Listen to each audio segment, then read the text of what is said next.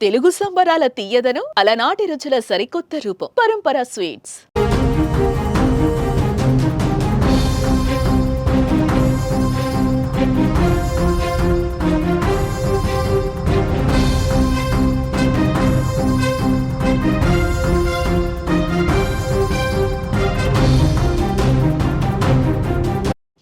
భూకంపాలు భయపెడుతున్నాయి. వివిధ దేశాల్లో తరచూ ప్రకంపనలు రావడం ఆందోళనకి గురి చేస్తోంది.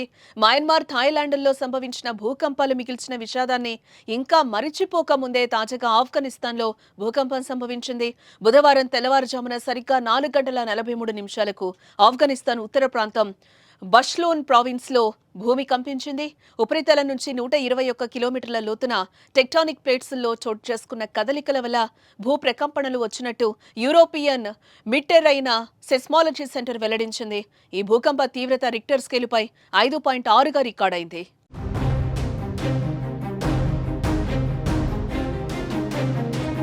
దీంతో ఆఫ్ఘనీలు ఉలిక్కిపడ్డారు. ప్రాణభయంతో ఇళ్ల నుంచి పరుగులు తీశారు. అయితే భూకంపం వల్ల ప్రాణ ఆస్తి నష్టం సంభవించినట్లు ఇప్పటి వరకు సమాచారం అందలేదు. కొన్ని చోట్ల పలు నివాసాలు బీటలు వారినట్లు తెలుస్తోంది.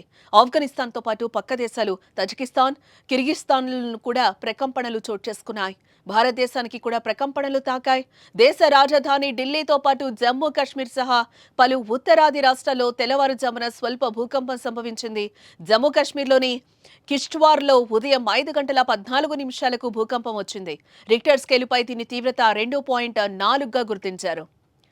భూకంపాలు సంభవించే అవకాశం అత్యధికంగా ఉండే దేశాలతో కూడిన రింగ్ ఆఫ్ ఫైర్ లో ఆఫ్ఘనిస్తాన్ లేదు. అయినప్పటికీ ఈ మధ్య కాలంలో ఇక్కడ తరచూ భూకంపాలు రావడం ఆ దేశ ప్రజలు భయంతో వణికిపోతున్నారు.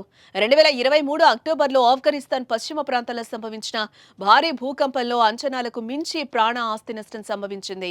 హెరాత్ సిటీలో భూమి ప్రకోపించిన ఘటనలో 1500 మంది వరకు మరణించారు. వేలాది మంది గాయపడ్డారు.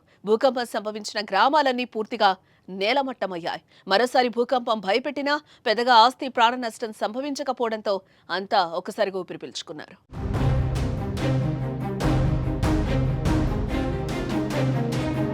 కొన్ని రోజుల క్రితం మయన్మార్, థాయిలాండ్లో వచ్చిన భూకంపం తీవ్ర విషాదాన్ని మిగిల్చింది.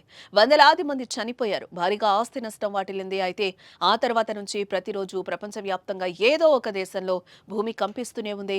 మన దేశంలో కూడా ఈ ప్రభావం ఉంది. కొన్ని రోజులుగా ఉత్తరాది రాష్ట్రాల్లో, మరీ ముఖ్యంగా ఈశాన్య ప్రాంతాల్లో స్వల్ప భూ ప్రకంపనలు చోటు చేసుకుంటున్నాయి.